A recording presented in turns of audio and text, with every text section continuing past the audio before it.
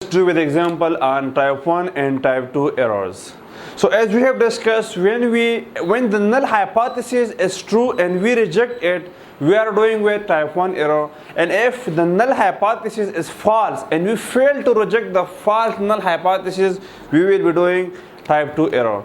Such like that, if अच्छा हमारे पास दोनों कंडीशन में या तो नल हाइपोथेसिस ट्रू होगा या फॉल्स होगा, तो दैट्स व्हाई टाइप 1 और टाइप 2 एरर एक साथ नहीं हो सकते।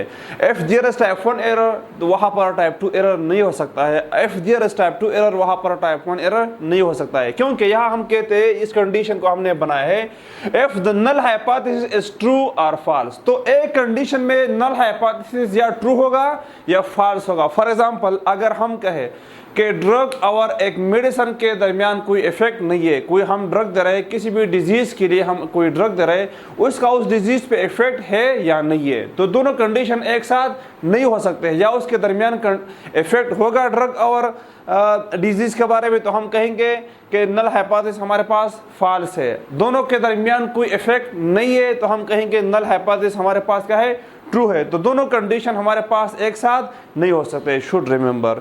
अब अगर नल हाइपोथेसिस हमारे पास ट्रू है and we reject it, null hypothesis true है और हमने रिजेक्ट कर दिया, तो हम कौन सा एरर कर रहे हैं, टाइप 1 एरर।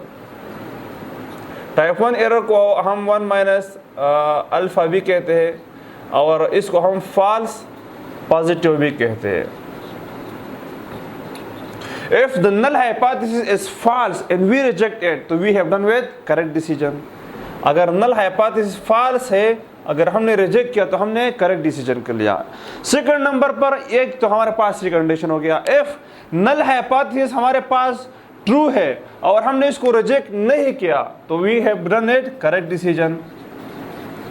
और अगर नल हाइपोथेसिस हमारे पास फॉल्स है और हमने उसको रिजेक्ट नहीं किया, फॉल्स नल हाइपोथेसिस को हमने रिजेक्ट नहीं किया, तो we have done with type 2 error. हमारे पास कौन सा एरर है, टाइप 2 एरर है।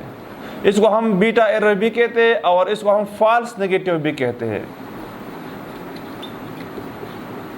सो जस्ट लाइक एग्जाम्पल हम अब मेडिसिन पे देते हैं और डिजीज पे। फॉर एग्जाम्पल हमारे पास नल हाइपोथेसिस है यहाँ पर कि there is no effect of, null hypothesis हमारे पास ये है कि there is no effect of new drug on specific disease. Null hypothesis हमारे पास क्या है कि ड्रग का जो न्यू ड्रग है उसका डिजीज पर कोई असर नहीं है, ये हमारे पास नल हाइपोथेसिस है। अगर हमारे पास वाकई नल हाइपोथेसिस ट्रू है और जो ड्रग हम एक स्पेसिफिक डिजीज के लिए दे रहे हैं उसका कोई इफेक्ट नहीं है, अगर हम उसको रिजेक्ट करें तो इट्स मीन हम ये साबित करते हैं कि ड्रग का नल उस पे जो न्यू ड्रग है उसका डिजीज पर क्या असर है और एक्चुअली इस पे असर नहीं होता है, तो हम मरीज को वो मेडिसिन दे रहे हैं लेकिन वो कोई इफेक्टिवनेस नहीं शो कर रहा है, तो ये हम कौन सा एरर कर रहे हैं, टाइप 1 एरर कर रहा है।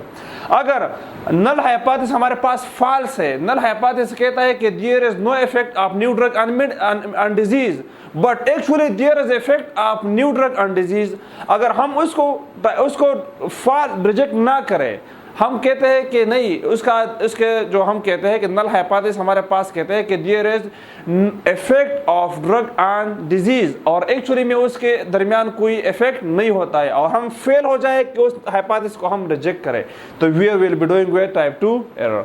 और हम मरीज को जो ड्रग इफेक्टिव होती है इसके बावजूद हम उस ड्रग मरीज को नहीं दे पा रहे, तो मरीज की कंडीशन और वर्स हो जाती है।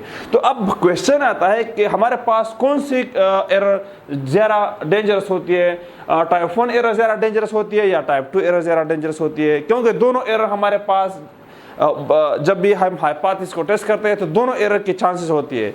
हाँ, दोनों एक साथ नहीं हो सकते हैं लेकिन दोनों एरर के चांसेस हमारे पास जरूर मौजूद है। नल हाइपोथेसिस की एरर की हम बात करें तो ये इसका मतलब जितना हमारे पास अल्फा होती है एंड द बेस इज जो डिफॉल्ट हमारे पास 5 है। अब आप डिपेंड करता है कि आप अपनी उस रिसर्च के लिए कितना अल्फा ले लेते हैं। So let's do with the example कि कौन सा एरर हमारे पास ज़्यादा डेंजरस है, या ये एक कंडीशन पे डिपेंड करता है